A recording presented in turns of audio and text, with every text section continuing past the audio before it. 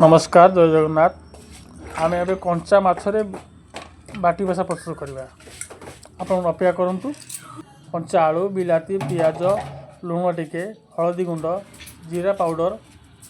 एवं टिके लंका दे आम प्रस्तुत करिया कंचा मछरे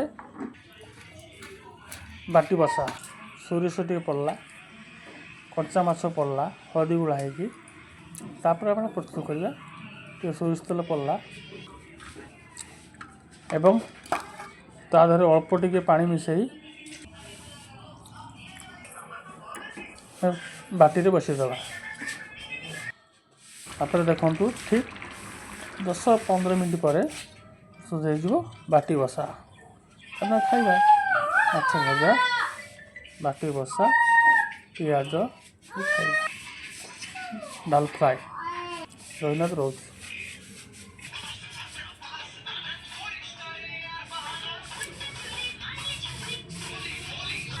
सुंदर भाव तैयारी गला